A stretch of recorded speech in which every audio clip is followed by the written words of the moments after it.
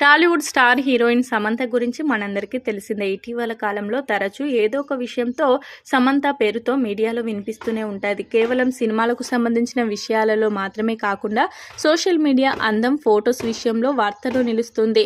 కాగా మొదట ఏం మాయ చేసావే సినిమాతో సినిమా ఇండస్ట్రీకి ఎంట్రీ ఇచ్చిన సమంత ఆ తర్వాత టాలీవుడ్లో టాప్ హీరోల సరసన నటించి స్టార్ హీరోయిన్గా గుర్తింపు తెచ్చుకుంది. కేవలం తెలుగులో మాత్రమే కాకుండా తమిళం, హిందీ భాషల్లో కూడా కొన్ని సినిమాలలో నటించింది సమంత. ఇక ఆమె వైవాహిక జీవితం గురించి మనందరికీ తెలిసిందే.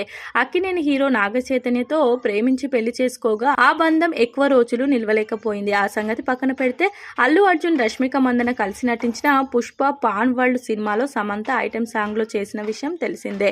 ఆ పాట విడుదలయ్యి సంచలన విజయాన్ని అందుకుంది. ఊ అంటావా మామ అనే పాట అటు యూట్యూబ్ ని కూడా షేక్ చేసింది. ఆ పాటకు డ్యాన్స్ చేయడానికి సమంతకు 5 కోట్ల రూపాయల పారితోషికం ఇచ్చినట్లు ప్రచారం జోరుగా సాగింది. అయితే ఈ పాటలో నటించవద్దని తన కుటుంబ సభ్యులు, స్నేహితులు చెప్పారని సమంత ఇటీవల చెప్పుకొచ్చారు. ఈ సందర్భంగా సమంత మాట్లాడుతూ ఆ సమయంలో తాను విడాకులు తీసుకోవాలని నిర్ణయం తీసుకున్నానని, అలాంటి సమయంలో పుష్ప చిత్రంలో ఐటెం సాంగ్లో నటించవద్దని కుటుంబ సభ్యులు, సన్నిహితులు చెప్పారు. కానీ వారి మాట నేను వినిపించుకోకుండా ఆ పాటలో నటించాను అని తెలిపింది సమంత.